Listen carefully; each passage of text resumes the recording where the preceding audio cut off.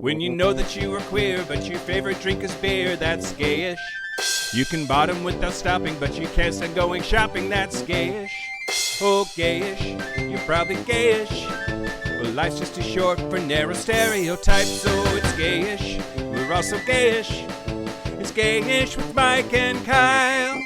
Hello, everyone in the podcast universe. This is Gayish. The podcast that's rosé all day, sure, but it's also white all night and red till I'm dead. Why's it got to be white? Oh, wine. You're talking about wine.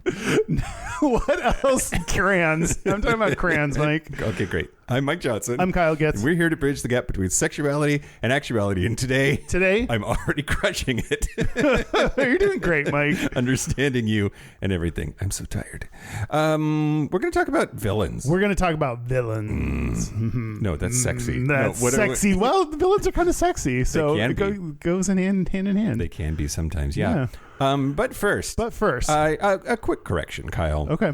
So a couple of people wrote in to say that my whole thing about like, why aren't men allowed in pole dancing? It might be based on old information, especially in Seattle. I got a couple of Seattle folks who wrote in to say that the one co-ed studio that I mentioned was the only one in the Pacific Northwest, that's not the case. Okay, that was surprising when you said it. Well, it was true 15 years ago, which is where my information was coming from.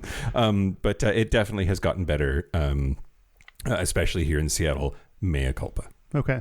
Great. Mm-hmm. Also, Kyle. Yeah, Mike. I have a puppy, and have a puppy. I'm already annoying myself at how fucking excited I am about it. You're allowed to be excited about this. Don't annoy yourself. Just be excited. She's perfect and adorable. Oh. What's her name? Her name is Zucchini. Mm-hmm. She's black, and she's a Great Dane. Why is she gonna be black? Because that's her mom's black. So she's really half black. But all of her is black. She's great. Also, she pees a lot. Yeah. Puppies. How old is she? 8 weeks. Okay. Yeah. Puppies will do that. But all that's to say, if you come to the Patreon happy hour next week, you can meet Zucchini. Every level of Patreon support gets to come to our happy hour. I didn't see that transition coming. That came out of nowhere, but it was perfect. Wow, Mike. This is episode 462. That was impressive. Yeah, the Patreon happy hour, November 5th at 6 p.m. Pacific, 9 p.m. Eastern. Come hang out. Every level of support gets to hang out with us and chat. And we talk about gayish things, and we talk about world things, and we talk about our own personal lives, and it's a lot of fun. It is a lot of fun. And it's coming up. The next one, the reason I mention it is we are very close. So Wednesday, November the 5th at 6 p.m. Pacific. Be there or be a triangle. Yeah. I think that's it. Yeah. Great. Here's the news. Shut your mouth hole. It's time for your ear holes. News. Was that my first slow clap? I think so. You earned it, Mike. After all this time, you earned it. News the first. Yeah. So there is an Olympic gold medal Australian swimmer named Kyle Chalmers. Cool name.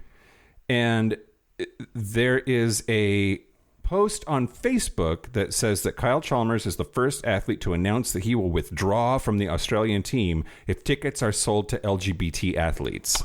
What? He declared, not cool name. We don't play to celebrate their stupid pride, and compared them to Leah Thomas, calling her a fraud. If you want equality, why be proud? Here's the thing. Didn't say that, not his post. And he has asked Facebook very publicly and formally to take it down. Wow. There is apparently a growing number of fake anti-LGBT content on Facebook. And a lot of it, for some reason, is attributed to Olympians. Huh.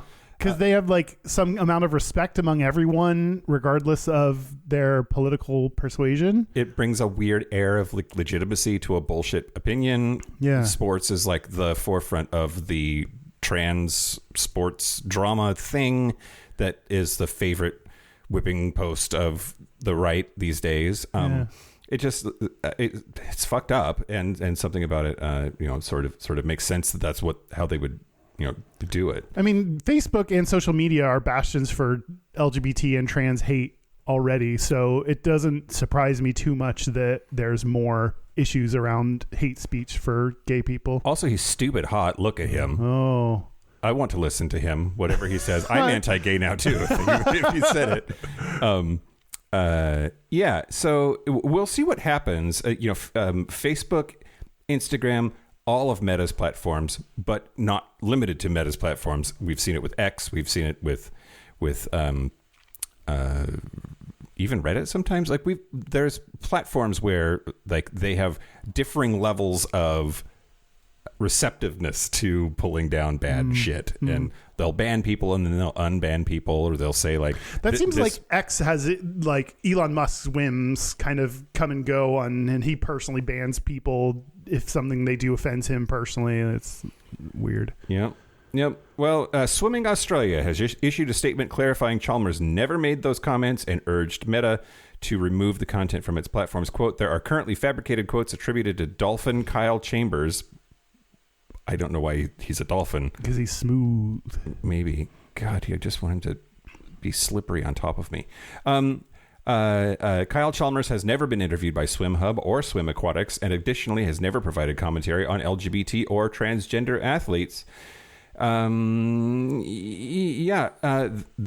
posts were up for at least 2 weeks after Meta was asked to take them down, so they're ratcheting up their criticism. That would suck to have that out there when you didn't say it, because people will believe it. Like, I mean, the second you said it to me, I was like, oh, that sucks. Like, I believe that what it is on Facebook is real, and someone really said it. Yeah, you say Olympic medalist, and like, oh, that's a person whose opinion I'm going to now care about, right? Yeah. And then for them to say a shitty thing in the world that we live in, you're like, oh, that's believable. Yeah, an important person that I'm unfamiliar with, but recognize their importance. Like, all of that makes sense. Yeah, these days with AI, like, don't believe anything you see on social media. Yeah, especially those videos of like the dog saving the baby from the attacking lion in the backyard. Like it's clearly just like, this is America. Like, this is the suburbs of LA. Like, there's no mountain lion attacks happening or whatever the fuck. I've never seen a video like that. There was a week here just a few weeks ago where that's all I saw, because I watched one long enough for the algorithm to be like, oh, you like fake animal attack on baby content. What a niche. Okay, news the second. Yeah. Okay. Where do I want to start, Kyle? Drake Vaughn and Silas Brooks are porn stars. Okay, good for them. They Happy are on OnlyFans. They look very much alike, and they both have giant penises. Oh, good for them. Turns out, I did not know this, they are twins. So they're both in porn. And TikTok now is obsessed with the fact that they are, at least on TikTok, if in a feud. So Drake Vaughn announced that he's planning to attempt to fuck 1,000 bottoms in one day. Damn. And man, to be the top in that scenario is like, poor bottoms, you're not even coming in them. Like, well, hopefully he's not claiming that that's what he's going to do, because that's not physiologically possible. Yeah. You can't jizz like double digits in a single day. Good for you. But much less 1,000.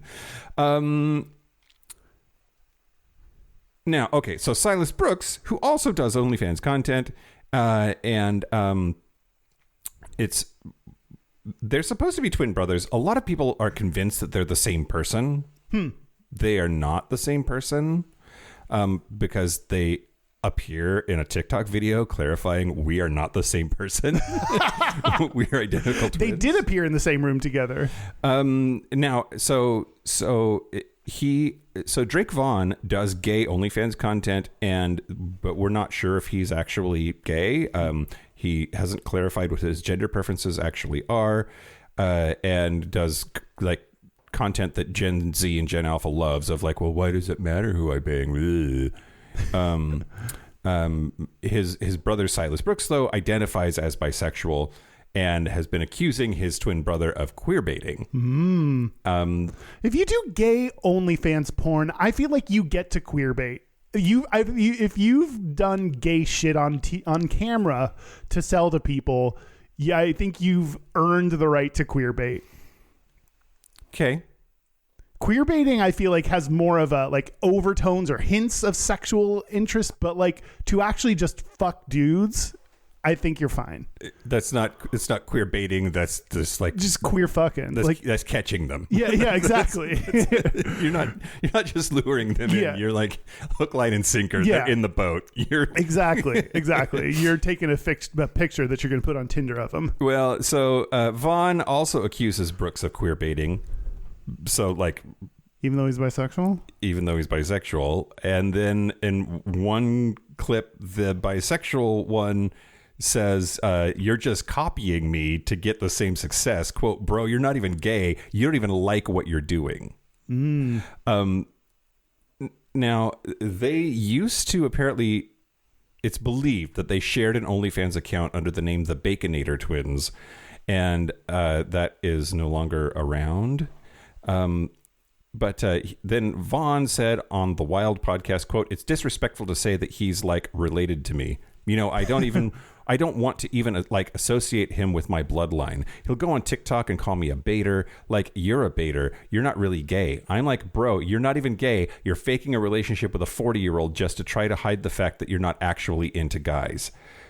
Now, okay. Also, apparently he has a kid. Vaughn has a kid. And Silas says that that's proof that he's straight. But then Vaughn said that he says Silas also has a kid. He has a kid with this girl and he's paying child support. This is a quote. He has a kid with this girl and he's paying child support. There's like no contact pretty much, but he'll deny it. He'll say he doesn't. But coming from me, I could tell you right now, you can even ask my mom. He also has a kid. Anyway, you can ask my mom is one of the like, we've gotten low in the insult category. Or how about our mom, bro? Yeah. Anyway, so like now there's rumors, right? Like they're not actually, well, the rumors that they're the same person, those are debunked, but they're still out there. The like they're not actually brothers or not actually twins, that's out there. And then of course, I think the most reasonable one, are they actually fighting or is this for attention and to generate, like, we're talking about them on the show. Yeah. Like, but I don't. There's plenty of giant dicked twinks to talk about on OnlyFans, Kyle. Yeah. And we're talking about these two because of this feud. Is it a real feud? Yeah, fair. I don't care about them or what they think. Great. I mean, I wish I could say that I cared, but I really don't. No. What inspired you to talk about this news story? It's been a slow gay news week. Okay. All right. That's fair. News the last. Yeah. Joe Rogan. Was talking about Marjorie Taylor Greene, who is a MAGA Republican and represents Georgia's 14th congressional district. By the way, she's known for her extreme right beliefs. But talking about her, Palmer Luckey is the founder of Oculus VR, is a military contractor. He was on the Joe Rogan Experience, and he said about Hillary Clinton, Hillary, you might remember, even in 2008 when she was against gay marriage and she was out there, I believe that marriage is between a man and a woman. So Joe Rogan agreed that such views nowadays would be considered hardline and added Hillary Clinton would be on the right of Marjorie Taylor Greene. What? Yeah. I don't think that's the case. And they kept going. Marjorie Taylor Greene is very pro-LGBT. She's not for intervention in the Middle East. Marjorie Taylor Greene is far, far left of Hillary Clinton, which is just ludicrous. Just ludicrous. Luda. I don't know what are we doing? Joe. What are we doing, Joe? Like, she's the one that put the sign outside her office that says there's only two genders, male and female, trust the science, period. Right? Like, she's not left of Hillary Clinton on queer issues. She's not. And now a bunch of fucking manosphere bro assholes are going to believe it because it came out of Joe Rogan's fucking sun-tanned that's mouth. true. And also, you take what anyone said almost 20 years ago, Right. and they're going to be a little bit different than what they say. Not right of Marjorie Taylor Greene, but still different than their current beliefs. Right. So it makes sense. That's a dangerous game, though, right? Like Obama was not pro-marriage equality, or said marriage is between a man and a woman, or leave it to the states, or whatever the fucking... And all of us were like, wink, wink, but we know you're actually on our side, right, Barack? And, it feels like that's a game that the right could be playing with us right now. Like, Trump's just trolling you. He doesn't actually believe XYZ, right? Like, I think you have to...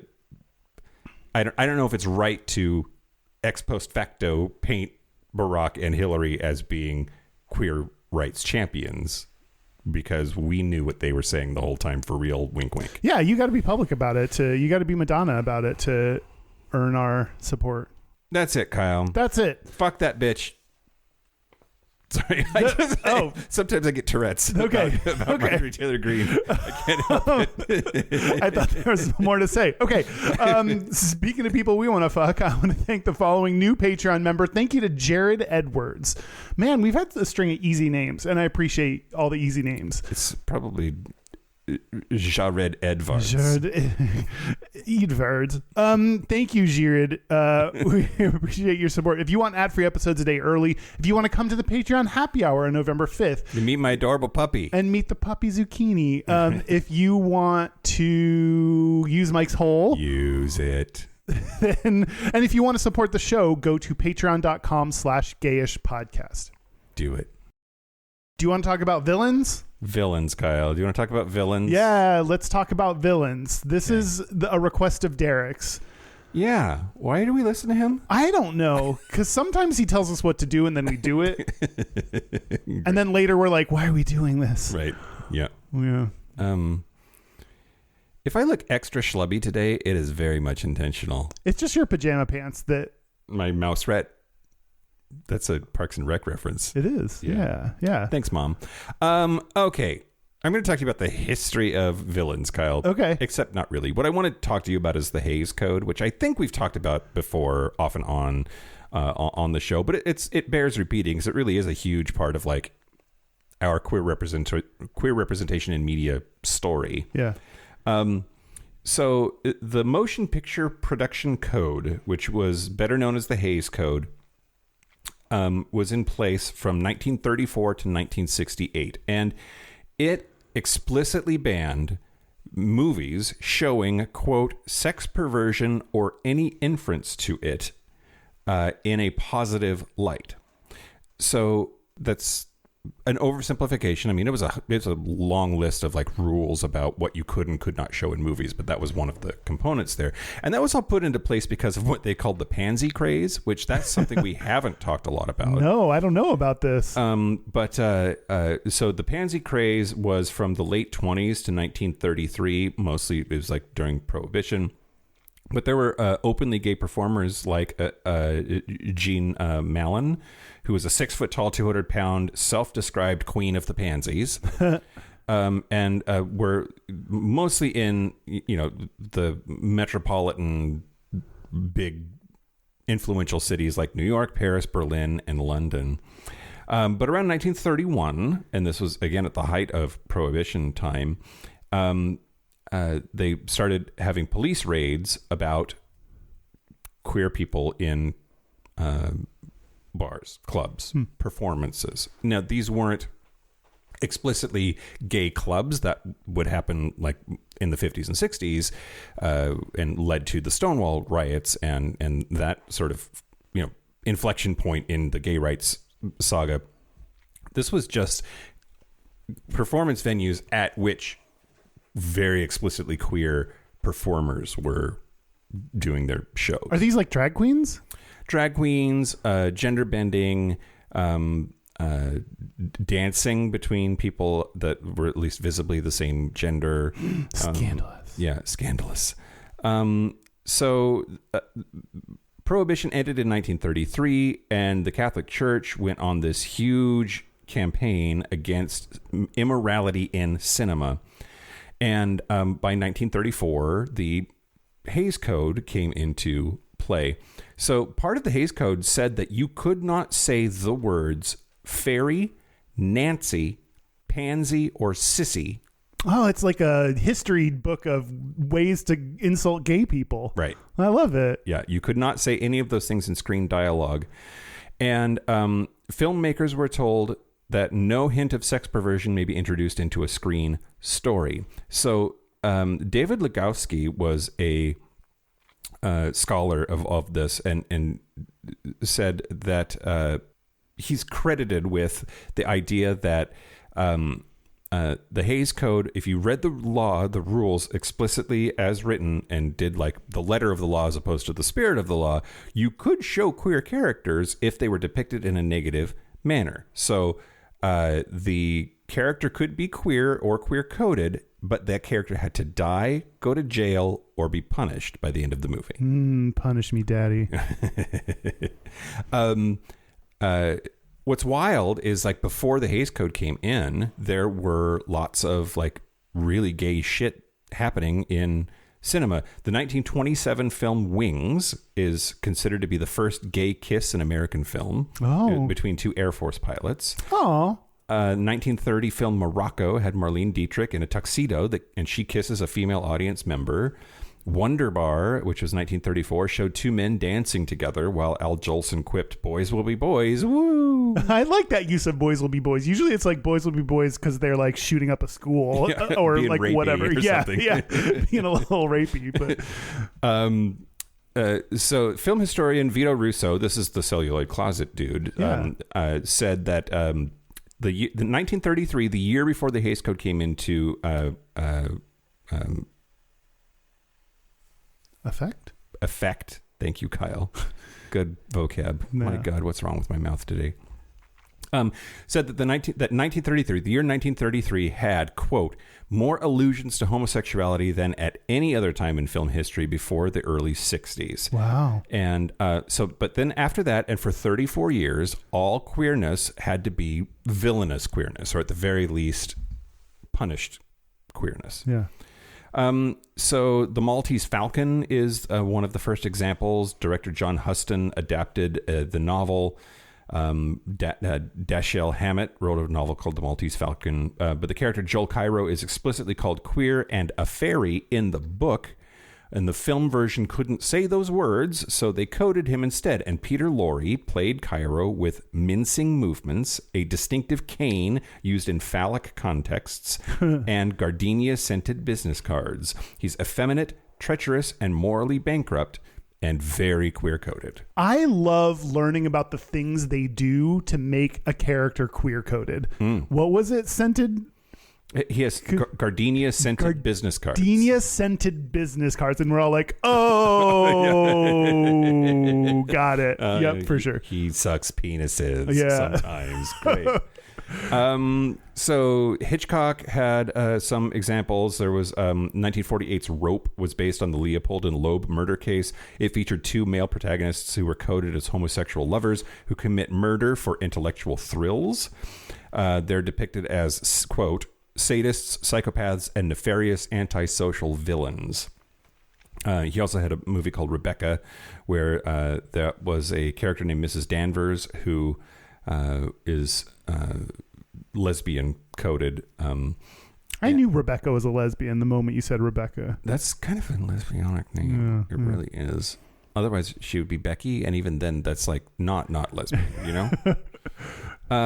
Let's see. So there's this guy named David Lukowski who thought that the Depression had created a masculinity crisis, and where men found... Oh, so we're not in the first masculinity crisis.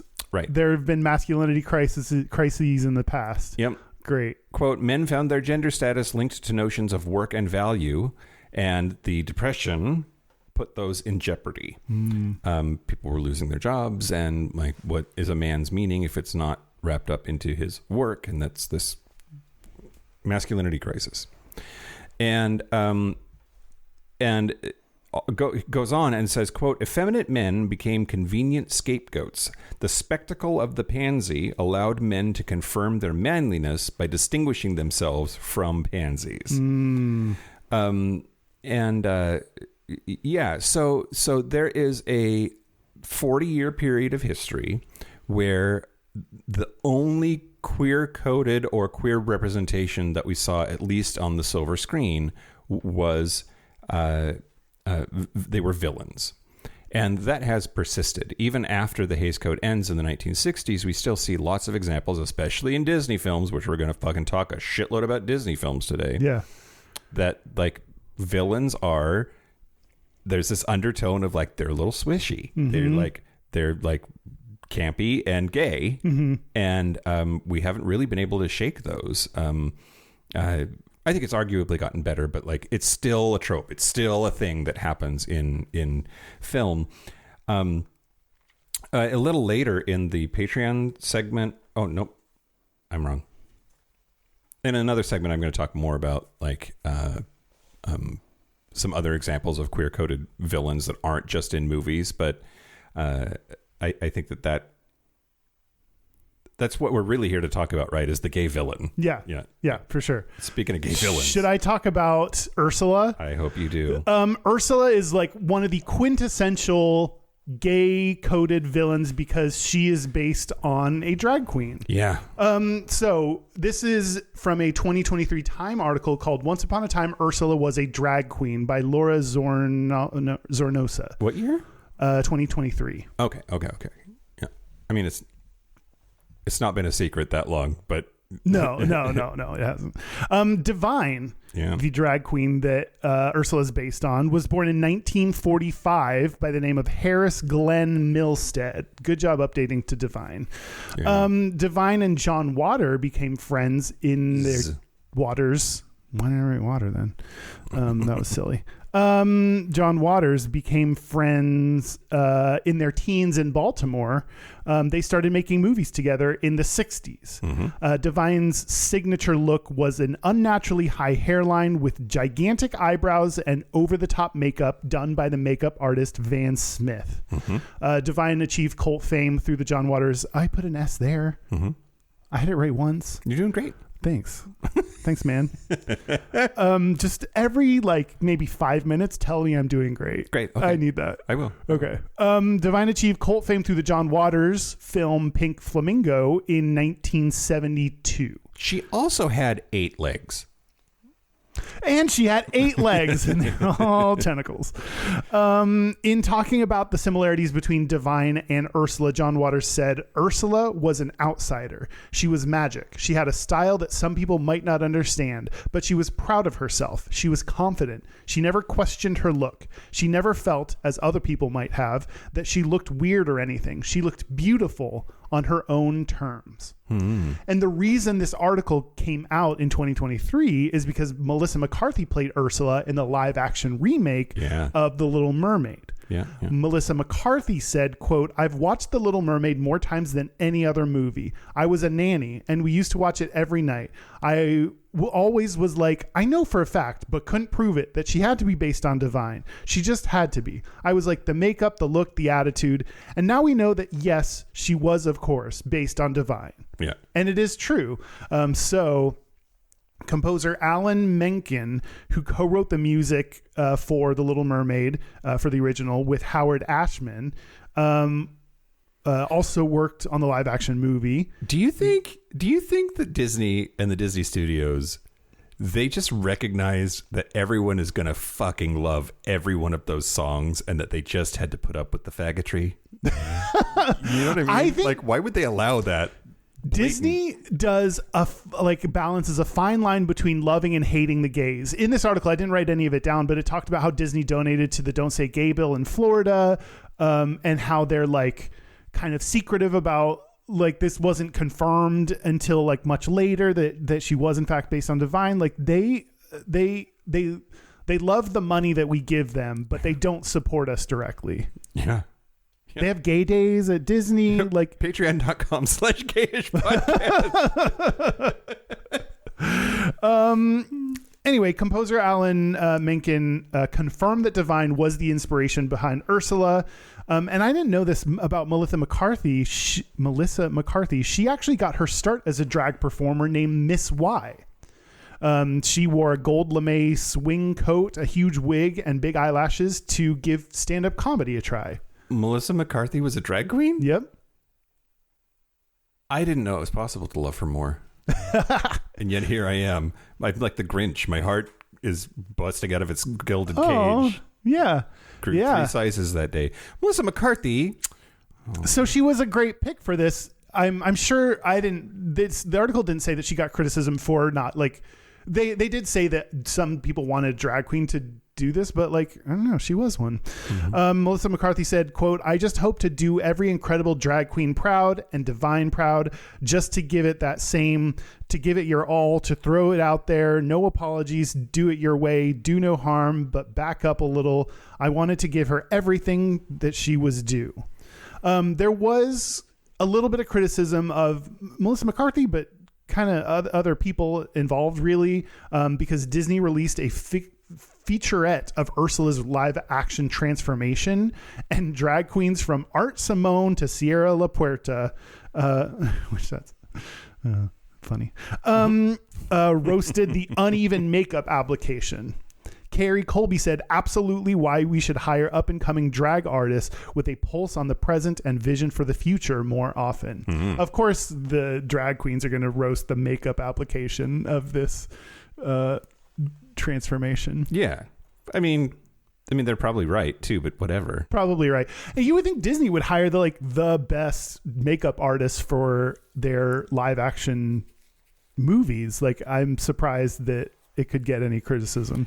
I wonder, though, if drag queens would be able to make Melissa McCarthy look like a dude looking like a chick, and that they would be too good at that, and we can't have that kind of gender nonsense going on. They had to hire more tame makeup artists to do her makeup. I mean, the alt-right, they were already pissed that, because Little Mermaid was black. Little Mermaid was black. What's her name? She has a name. Halle Berry? No, God damn it, no. Ariel. Yes. Thank you, Derek. Derek's a Disney guy. Yeah, they made Ariel black, and everybody was already mad about that. So if they were to also explicitly make Ursula a drag queen, it's too much for one movie. It's just too much for one movie, man. Yeah, for sure. Some people, like I said, think the role should have gone to a drag queen, which it kind of did. So I don't know. Ginger Minge said, quote, "If you're going to have a drag artist do it, I'm probably one of the most qualified to do it. I can sing. I can act it. I love the role and cherish it. It's a huge part of my life. I think that I should at least be given the opportunity to fight for that role." Divine. Okay. What? Okay. Calm down. I would if you were you got to fight for all of your gigs, then you got to be out there saying I want this role. You got to put it out into the universe for you to get it. I don't think for a second any drag queen can touch the fame of Melissa McCarthy when it comes to Disney's key demographic of happy suburban white straight couples. Yeah. As a business decision, that's a no-brainer. If Melissa McCarthy wants to play Ursula, that's a no-brainer. Yeah, that's a hard celebrity to overcome. And I'm not saying that makes it fair. I'm not saying that makes it ideal in terms of representation and who should be involved, et cetera, et cetera. Just as a business decision, that was correct. Yeah, makes sense. Divine died of heart failure in 1988, which is the year before Little Mermaid came out. Poor unfortunate soul. Yeah. Waters thinks that she would have wanted to play Ursula in the live action movie, though. Well, probably. Yeah. She also ate poop. She also ate poop. That's the note I should have left on. She also ate poop. Well, let's talk about some other villains, Kyle. Okay. And talk about how queer-coded they are. Yeah. Okay, so Scar. Let's talk about Scar. Yeah. In the Bad Lion and the Lion King. Mm-hmm. When Andreas Deha animated Scar, he said Professor Sean Griffin said about Andreas Deha's animation, quote, "The same guy that animated Scar animated Gaston." And he said very specifically he was borrowing from vain gay gym bunnies. Oh. But despite being a lion, Scar has limp-wristed paws, swaying hips, a well-groomed mane, and delivers lines like, "I'm surrounded by idiots." So the animator was openly gay. And so the question here is, if a gay animator queer codes someone, is that okay? Like, is that being subversive, or is that feeding into making money off of making us evil? I don't think I think it's good that we need like representation of LGBT people behind the screen as well, not just in front of the screen, or, you know, not just the voice actors or the appearance of the animated characters. Like, I think we need all of that. So I think that is a plus that there was actually a gay person working on the film, but it doesn't change the fact that this plays into a big long line of gay coded villains that we're seen as only the evil bad guys. So I don't think it changes that it was done by a gay person. Okay. All right. Gay people can do stuff that's not great for gay people as well. Yeah. Get those monies, really. Yeah, for sure. Okay, let's talk about vampires. I think we did a whole episode on vampires, though. Did we? I think so. But Dracula is, like, I think, top 5 villains of all time. But was... depending on who you ask, very homoerotic. Now, the original novel was written in or came out in 1895, and Bram Stoker started writing it in 1895. And there's a scholar named Talia Schaefer who argues that that ultimately Dracula is about Bram Stoker's fear. This is a quote now: Stoker's fear and anxiety as a closeted homosexual man during the Oscar Wilde trial. So he started writing Dracula 1 month after Oscar Wilde was convicted of sodomy in 1895. And the novel uses the word kiss or kisses 42 times and describes voluptuous lips 12 times. For men? For men.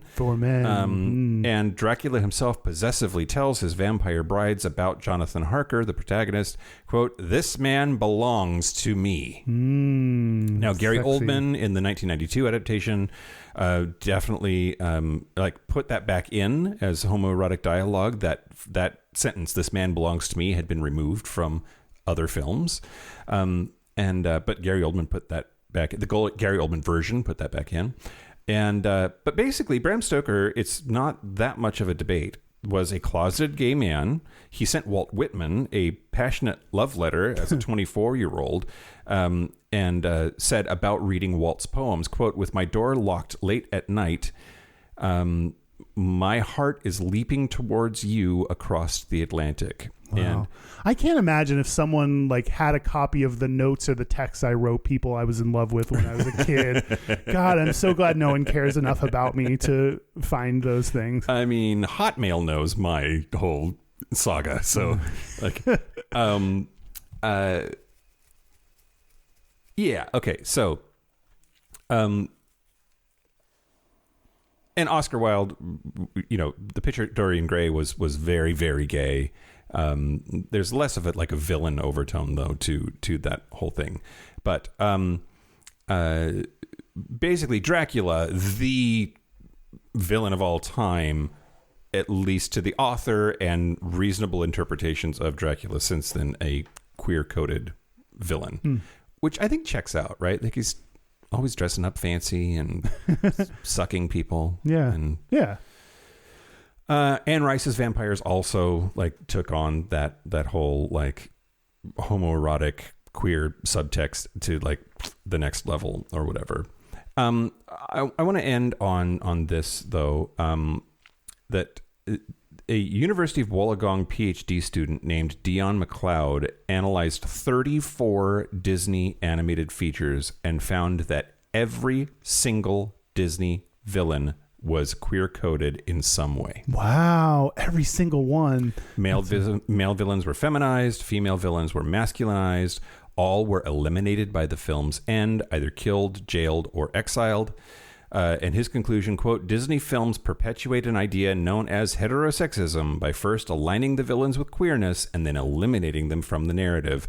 That's not a coincidence or a few bad apples. That's a systemic pattern spanning decades. And most of it, like the Disney Renaissance happened well after the Hays Code. They don't have to keep doing this, but they do. I wonder why. Is it just all the people that worked in film were so used to doing this that even after the Hays Code, they then teach new people and the new people learn this. Like it's just part of the industry, kind of MO or. It's just one of those I don't know, like powerful ideas that just spreads and then persists, like the best memes. That's how it happens. Like you read it and it just is like your brain lights up and says like, oh yeah, that's the thing that makes sense and or is funny and or is poignant and or meaningful, and then it just sort of blossoms and keeps going. Like I think about shit. I think about shit sometimes too. I do, like more. Well, I have a puppy now, so I've got to think about shit all the time. But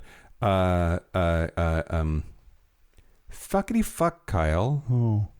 Ideas that perpetuate, that start out one way and then keep going. Oh, I was thinking about gay elves.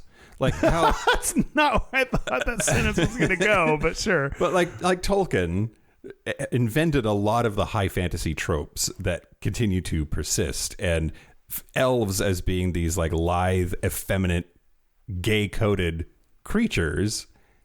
That's like in so many different high fantasy incarnations, right? And that's just because there's something about a gay elf that like makes sense to us and like is easy to put into a story. And I think that a queer-coded villain, something about that just speaks to us. And it's really unfortunate because I think if we're honest with ourselves, it's because of the presumption that queerness is bad. Yeah. That it builds on a lot of really like easy, but still powerful, visceral feelings that we have about queerness, and that automatically starts building a villainous character on this foundation of otherness and badness and I don't know. Yeah. Does it make up for it that some gay people love their gay villains? Like they identified with the villain, or they love that representation, like that they enjoy that movie. Like how does that play into this? It's a great question. Where my brain goes, I explicitly went through and removed any of my research that had anything to do with Harry Potter. There's a lot of villains in Harry Potter, and with more or less queer coding, despite the fact that she is an awful person. Do not give her or her franchise any money. And I don't think that gay people loving that franchise, which they come by honestly, mitigates her or her behavior or her business, or the fact that she's horrific for trans people. Yeah. So I guess from that lens, I have to say no. Like, I don't know. I think it makes sense that like if all we were offered up when we were kids in terms of gayness were the villains, that we would attach ourselves to those villains and love them. And so that doesn't, I think you also then have to, it's okay to love the villains that you love and also identify that that's a problematic thing that is, like you talked about. I didn't realize how systemic that was. 100% of Disney films that he looked at. That's wild. Yeah, well, and I think some of them, when you read through the research that this cat did on it, Dion McLeod, some of them are a stretch, but it's there if you want to, if you find it. Yeah. Let's talk about the new gay villain. The new gay villain, Kyle. What's the new gay villain? The question is, has this trope persisted? What do you think? I think so. And I think that this trope has persisted, but there are at least alternatives now. Yeah, that's basically it. That's the summary of this segment. Okay, good. Nice. Okay, well, I'm going to talk to you about it. They talked about the villain in the new Dexter, which I haven't seen.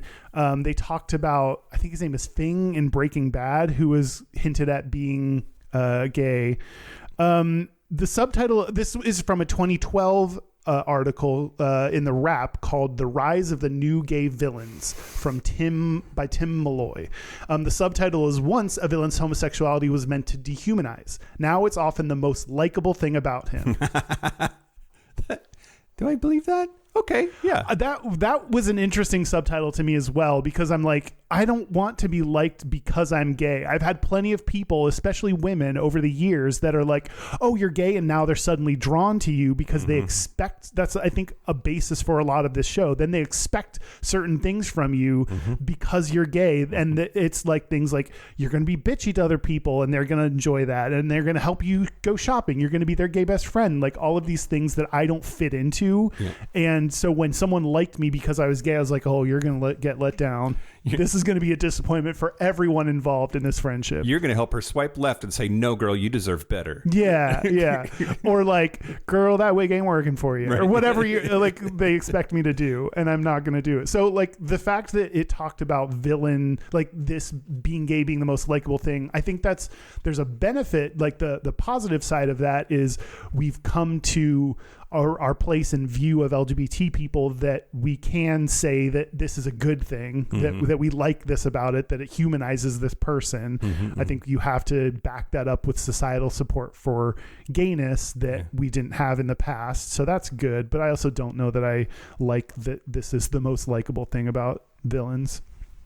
The first line of the article is, "Meet the new gay villains of television and film. If their wrists are bent, it's probably to cut someone's throat." Okay. And I think the big thing that I wanted to say is, or read about this article is GLAAD, who tracks the portrayal of LGBT people in pop culture, say that the number of LGBT people characters increased in TV and film. So it makes sense there would be more villains. So if the overall number of LGBT people increases, some of those are going to be villains. And so there will be more villains as representation goes up. And that's not necessarily a bad thing, because the point is not we never can have a gay villain. Right. That's not the goal. The point is to have fair and even representation across the board. Yeah. And also one of the things is whether the article points out it's not necessarily whether the villains are just gay. It's, are they villains because they are gay, or do they just happen to also be gay? And I think villains it sucks when someone is a villain because they're gay. Right. That's just lazy, or it's like or bad, evil or something. Yeah. That's just evil, presuming that we are gay and therefore evil because of it. And maybe like, I think you could do it well if you do it due to society's treatment of them. They then are a, evil person. I could see that being done well in a modern time, but mostly not. We should do the D&D 9-box thing and have it be lawful, neutral, and evil, but then have it be gay, bi, and straight. Oh, and then, I love that. Lawful gay. Yeah. Neutral bi. Yeah. So Matt Kane, GLAAD's Associate Director of Entertainment Media, says, quote, "In the early days of LGBT characters on screen, it was often the case that a character's sexual orientation or gender identity was directly tied to their villainous nature, as things like lecherous prison guards, blackmailers, or even psychotic killers. Though that's almost never the case now, it's still something writers and directors should be conscious of. What this also highlights, however, is that there are still too few LGBT protagonists and leads in popular media, particularly in genre film and television. Where is the gay equivalent to James Bond?" It's a great question. Yeah. I don't know I don't think they're... I mean, there's got to be, but like not that's making it big and is mainstream. Yeah, right. Yeah, not that's mainstream for sure. Previous villains had things like frilly outfits, flowery language, fussy cats, and other effeminate accessories. Yeah. And something that they said that even today, one of the stereotypes that still remains is they all wear nice clothes. Yes, absolutely. I'm going to talk about couture in... Is that the Patreon segment? Yes, in the Patreon segment, I'm going to talk to you about villain couture. Okay. But also, one person was saying a lot of them have British accents because that's gay. sorry, people with UK accents. Yeah, but, like there is something in American culture anyway about it being kind of gay. European or gay. That's a game we play. Yeah, and like, but it's true though. Like Scar, we just talked about Scar. Jeremy Irons. That's pretty thick English accent on that boy. Yeah, and, like it improves the queer codedness. Yeah, for sure. To wrap up, they said, quote, today's gay villains are so stereotypically masculine that we might not know they were gay if they didn't say so themselves. That's the thing that I've for sure seen. And I'm struggling to come up with examples, but I don't need to because it's my podcast and I can just say things unfounded. Thanks, Joe Rogan. Yeah, exactly. But yeah, I feel like there is a growing category of representation in all kinds of characters, but especially villains, where it's just like ambiguous, totes mask, straight passing character energy who then just like happens to bang dudes. And I don't know if that helps us or not. I worry that it's weird because if you're trying to correct for the past where all the villains were effeminate, then it makes sense that you would swing the other way. And if you are going to have a gay villain, that you try not to make them too effeminate to buy into, like, play into this stereotype. And so you make them mask. But then we already give too much time and power and energy to the mask gays out there and not enough to the effeminate ones. So like, maybe we need more effeminate main characters or something. I don't know how you combat this. I don't know how you don't lose out on depicting effeminate gays in positions of power or importance in your film, but also make all of your gay villains mask.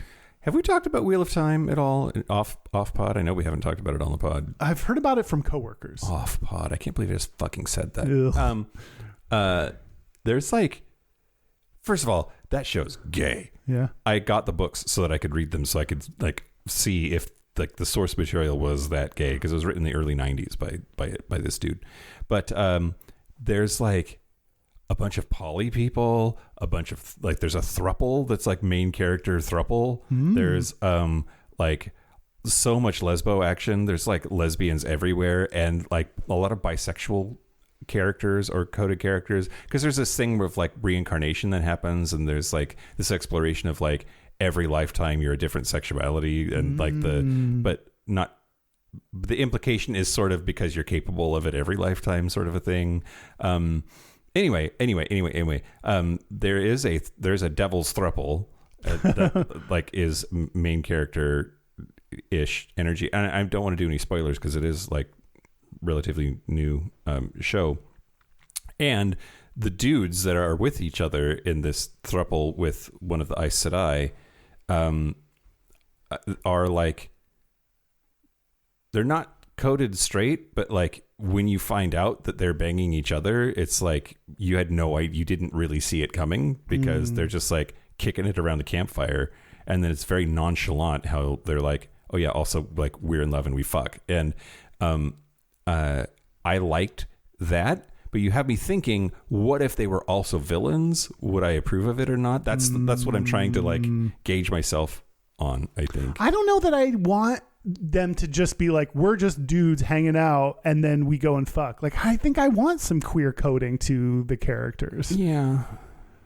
I don't want it to, I want it to be a surprise to straight people when they end up fucking, but I want to have known the whole time, be like, oh, obviously, look at the way he's holding that glass of wine, like, or whatever. I don't know what things they do that we pick up on that straight people don't, but I want to have known. He does get clocked. One of them gets clocked for checking out a shepherd boy, so that happens. Okay.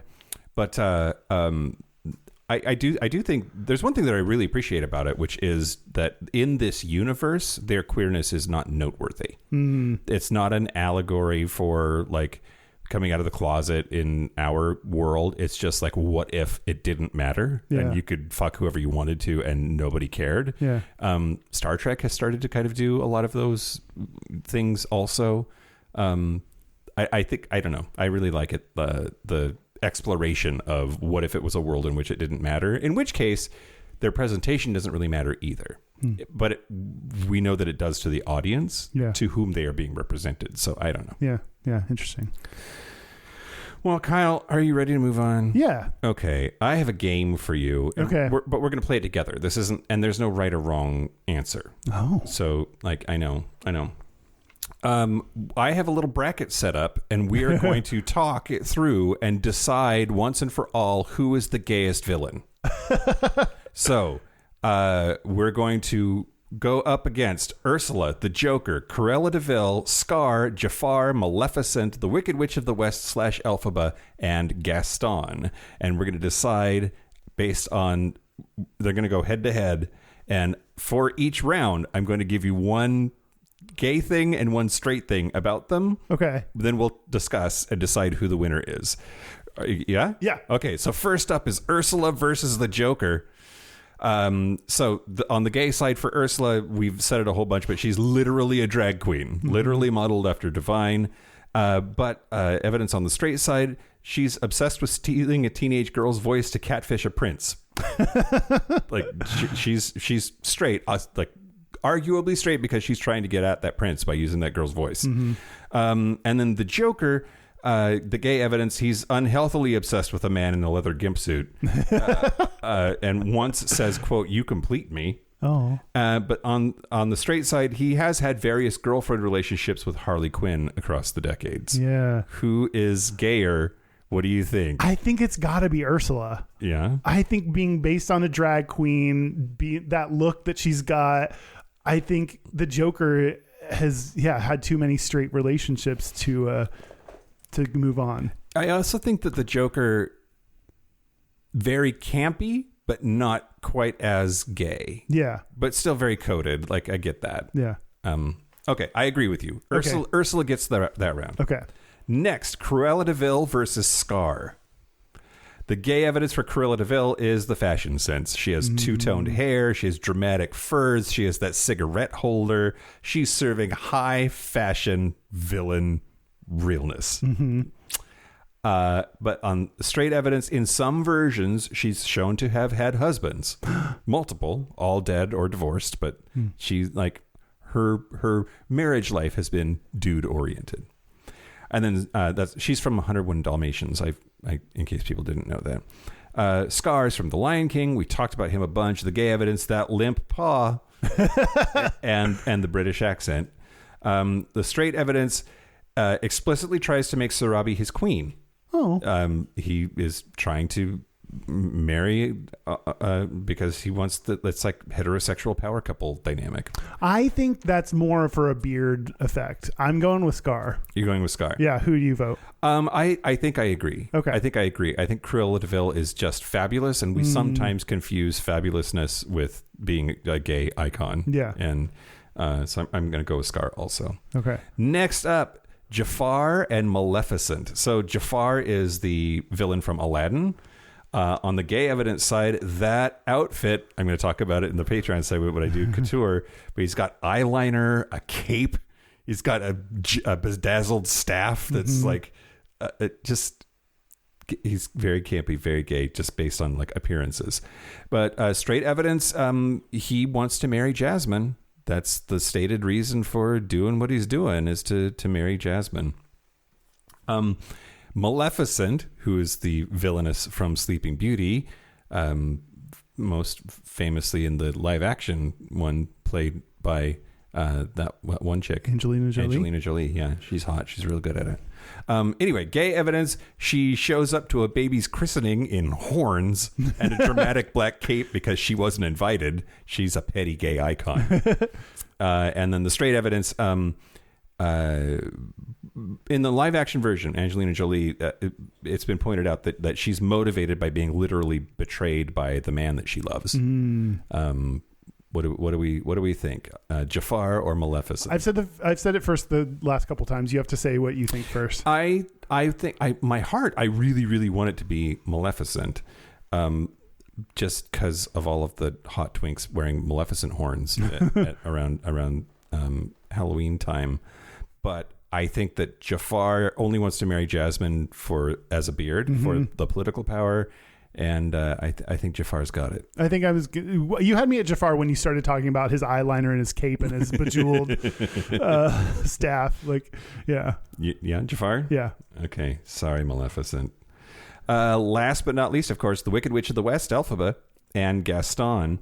So the Wicked Witch of the West is from The Wizard of Oz. Elphaba is from Wicked. Same character. I think that she's the villain in Wizard of Oz. So in that spirit, we should probably weight more heavily the Wizard of Oz side of things. But on the evidence of on the gay side, she has no male companion. She has an army of flying monkeys. Mm-hmm. But on the straight side, she in Wicked, she has a whole romance with Fiyero. Mm-hmm. So I don't know. But then Gaston from Beauty and the Beast, I don't even know if he's necessarily the villain. I guess he is the villain, but the Beast isn't the villain. Anyway, doesn't matter. Gaston, the gay evidence is just the hair, the muscles, the flexing, the like obsession with his appearance. And the straight evidence is his aggressive pursuit of Belle to the point of villainy, trying to rescue her from the Beast because he totes wants that pussy, I guess.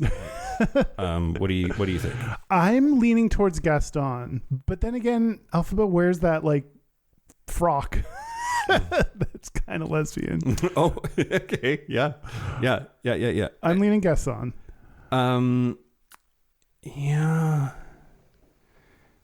Elphaba as a lesbian kind of plays, or at the very least bi, right? Like she lets herself get close to Glinda. Yeah.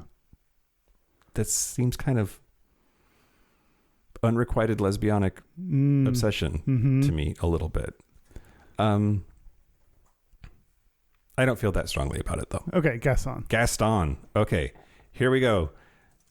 It's the quarterfinal, Kyle. Ursula versus Scar. More gay evidence for Ursula. She lives in a fabulous grotto filled with tortured souls that she keeps as garden decorations. It's very tragic, gay collecting damaged friends. And on the straight side, she wears a dress to seduce the prince, complete with the seashell necklace. And then for Scar, the gay evidence, he's jealous of his more masked brother. He plots elaborately instead of just fighting him directly. He keeps sassy hyena friends around. And on the straight side, he's motivated by toxic masculine jealousy over not being the alpha male. What do you think? Oh, this is tough. I think Ursula's got it, but that's just me. Yeah, I was leaning Ursula in my head. So yeah, let's go Ursula. She made it to the finals.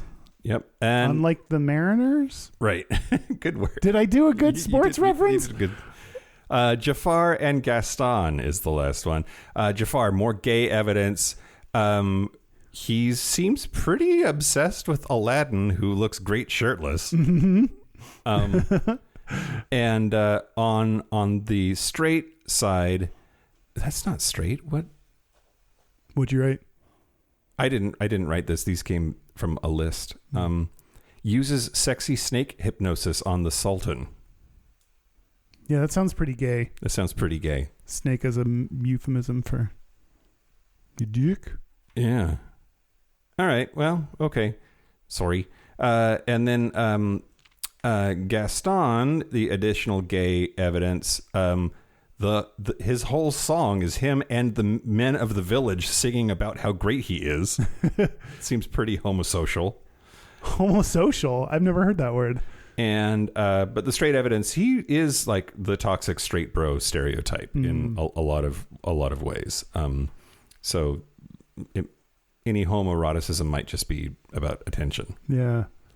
What do you think? I'm still thinking Jafar. I think the look that he's got. I think Jafar's got it also. Okay, it's the final, Kyle. It's Ursula versus Jafar. Who is the gayest villain? So for Ursula, her whole musical number is just like terrible relationship advice and doing like a drag show, like. But then on the straight side, her entire evil plan revolves around heterosexual marriage as the ultimate goal. She's trying to get at that prince. She wants that prince dick. Mm-hmm. Who among us? And then Jafar. There's no more straight evidence. I ran out of straight evidence. But on the gay side, he lives with a dude parrot named Iago. Yeah. They live together like they're best friends. That's pretty gay. Yeah. Owning an exotic bird is pretty gay. Yeah, I know some gays that own an exotic bird. I think this is a very tough one, Kyle. I think Ursula versus Jafar. Do you know? Think in your head. Do you know who you'd pick? Yeah. Okay. On the count of 3, we're both going to say it. Okay. 1, 2, 3. Jafar. Ursula. Kyle. Mike. Okay. Present your argument. It's a tie. No, we have to pick one. We can't go this whole way and just make it a tie. We have to fight this out. I think arguably they're both drag queens. Right? But she's literally a drag queen modeled after Divine. I think that since I found out that she did drag in your segment, that is like even more reason to love Ursula. I also think that like there's a trans aspect that we didn't talk about, which is like one of the things that trans women struggle with is changing their voice, and that's literally what Ursula's whole vibe is about, is changing her voice by stealing the voice of this mermaid. Interesting. So it's not gay coded, but it's queer coded. I think that she's more queer coded than Jafar. But Jafar, I mean, that faggot speaks for himself too. So yeah, that's what I was gonna say. Like his entire look and his personality, he's like the classic, like quintessential queer coded gay villain. And I think he's going after Jasmine because he really wants Aladdin and he doesn't know it yet. I think he wants that twink bad. Okay.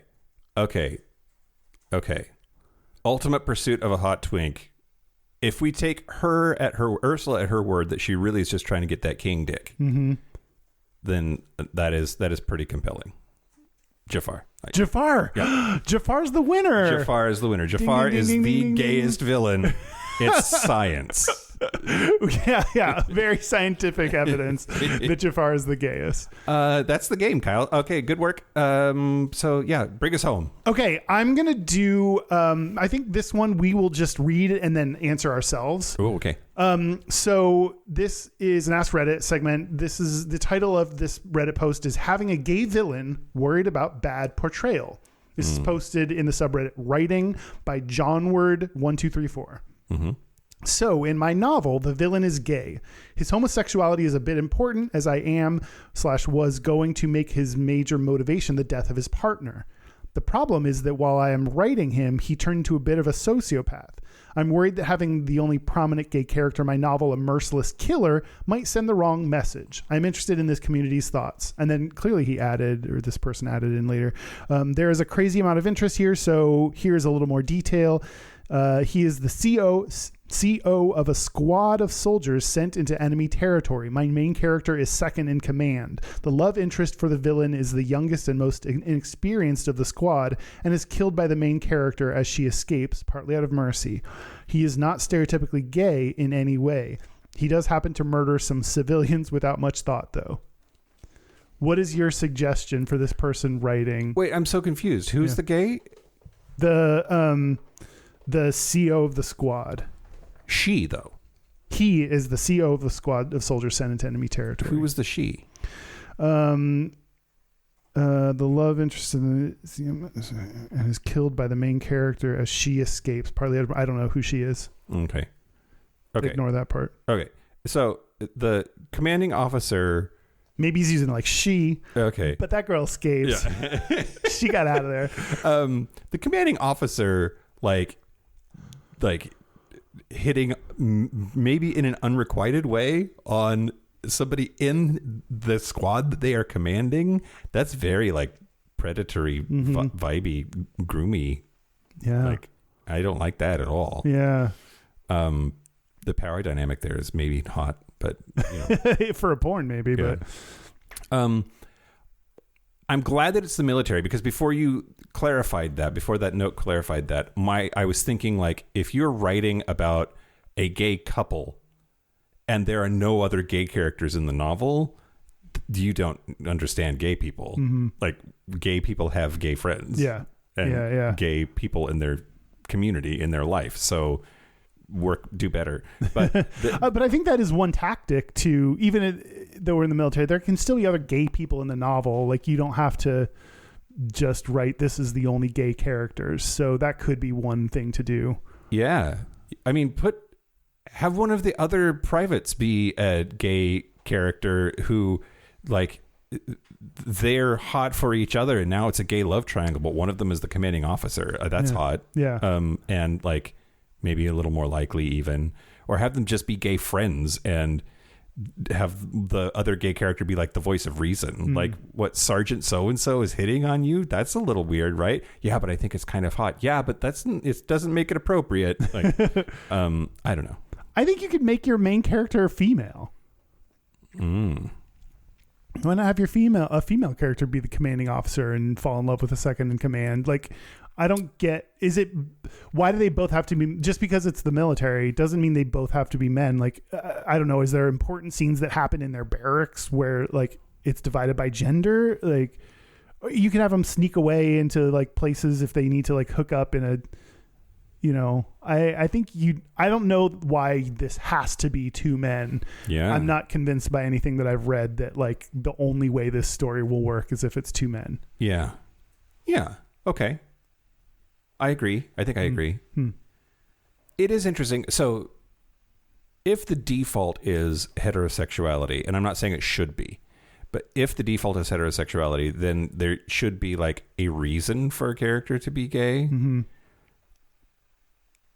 And I'm not convinced that a murderous sociopath, that, like, it's not because their gayness didn't fuck them up. Yeah.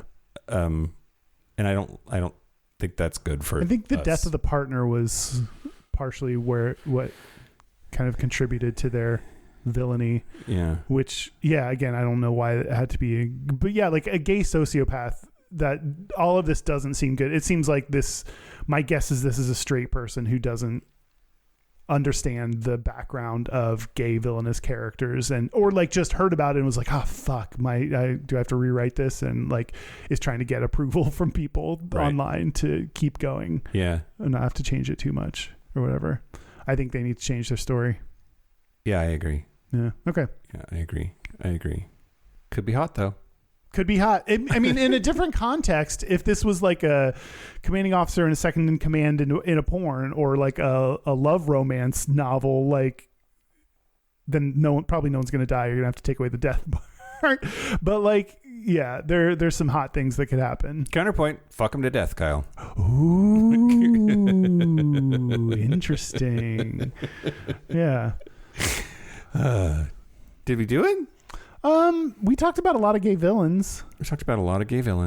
Yeah. Happy Halloween. Yeah. Oh, yeah. That's why we're doing this, because it's like... Although Halloween was last weekend. Ah, fuck. But whatever. That's fine. We did it. Yeah. Yeah. Okay, we did it. Do you like villains? That's something that we didn't really, like, talk about. I love to hate a character. Like, if I can have a visceral hatred for a character, I think that's a well-written character, or well-acted character, or both.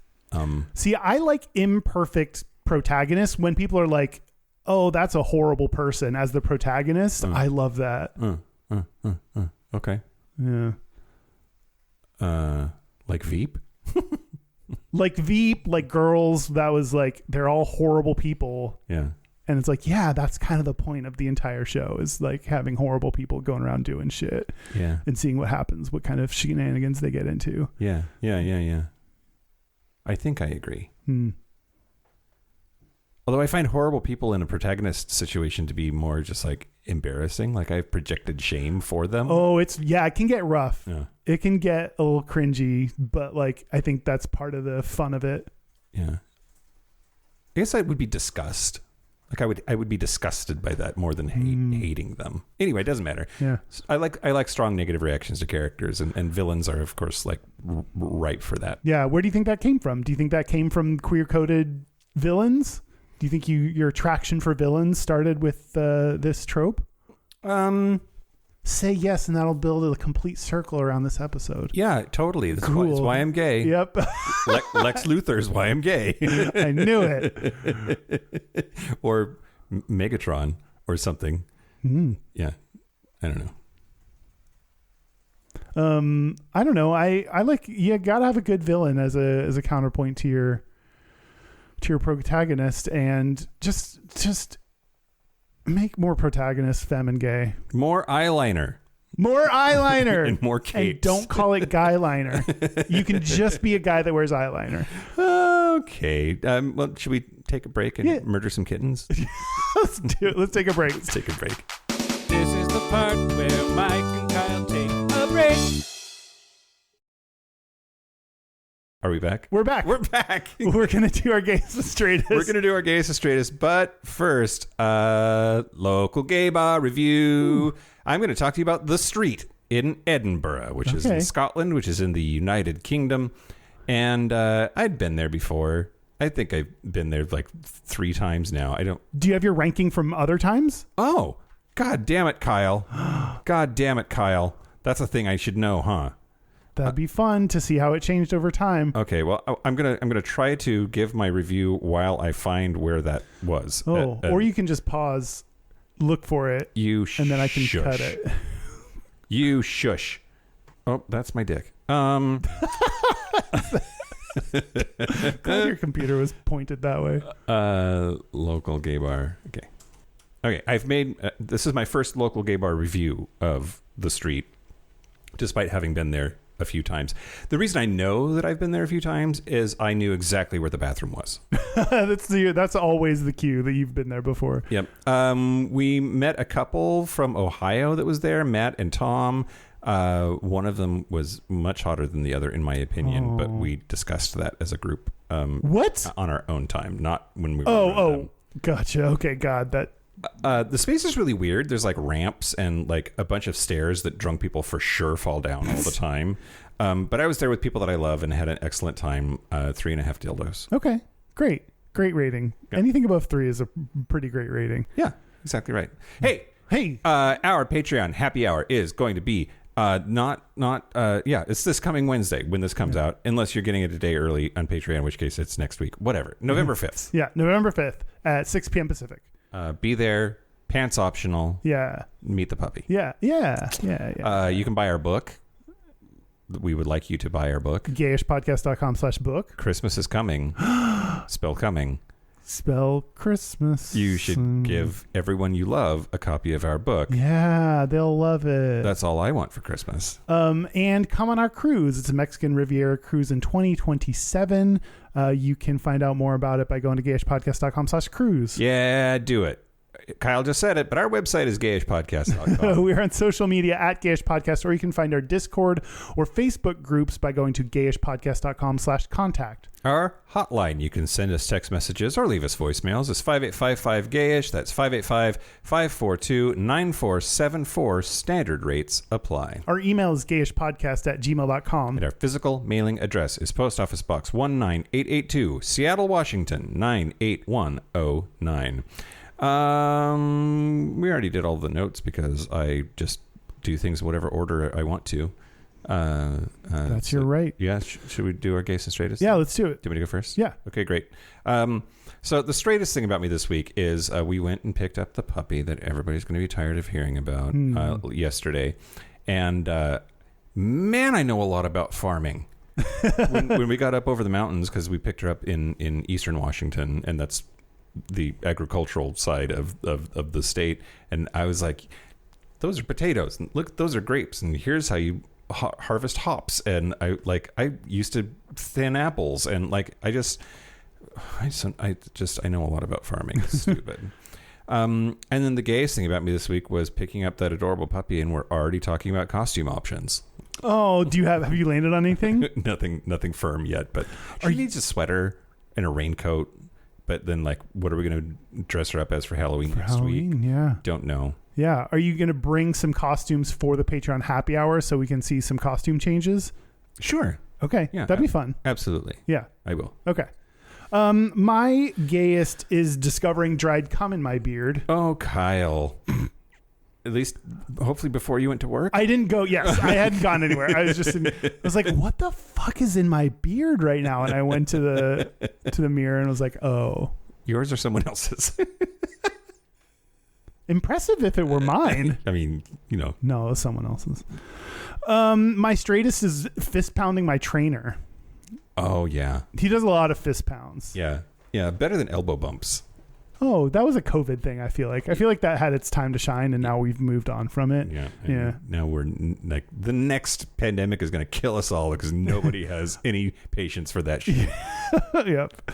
And we have a listener's gayest and straightest. A listener's gayest and straightest. Are you going to play it? Yeah. Excellent. My name is Noah, and my straightest is I am currently carving a knife handle for one of my best friend's birthday, and doing it from scratch.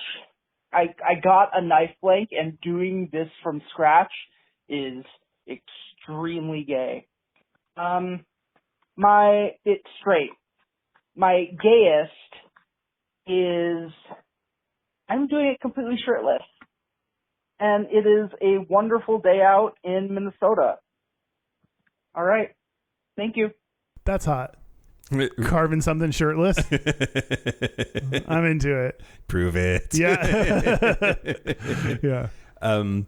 Yeah, and like I think any sort of work with cutlery is pretty straight. Yeah. Yeah. Thank you for that. Yeah. I guess that's it. Yeah, that's it. Here we are at the end. Yeah, here we've arrived at the end. We've all arrived together, safe and sound. And unlike our gay villains, nobody died. No one or was got exiled. sent to jail. Yeah. Thank you to all the gay villains for giving us something to talk about. Thank you to Jafar for being like the winner. The gayest. Yeah. And if you disagree, let Mike know. Yeah, you can send in your own bracket. I don't know if I'll do anything with them, but I would like to see them.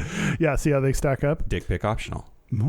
And I want to thank our super gap bridgers. Thank you to Locomotive, Simon Srirachi, Kaylee Adams, Kid Oliver, Kobe Gordon, Squoggle, Andrew Bugby, William Bryant, John Crowley, Stephen Porch, Yo Stossel, Jonathan Montanius, Forrest Nell, Steve Douglas, Explosive Zania, Michael Covington, Thomas B, Dusty Sands, A.E. Coleman, Chris Cacciatorians, and Jerome York. Thank you for your support. Thank you for your money. That's it. This has been Gayish from the Chris Cacciatorian Studios. I'm Mike Johnson. I'm Kyle Getz. Until next week, be butch, be fabulous, be you.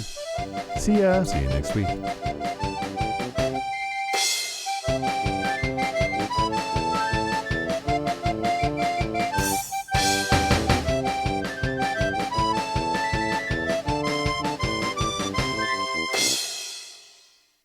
Sometimes when we haven't said anything that lifts out easily for the very end of the episode, I get nervous. We're going to have to say something this time that I can pull out. Like what? I have to say something that I can lift out and put at the very end for the little Easter egg. Yeah. Or don't. Or don't do it. Yeah. But now, like, if you listen to the entire thing just to hear the Easter egg and there's nothing there, that sucks. Yeah, but that means we've trained you. Who's the villain now?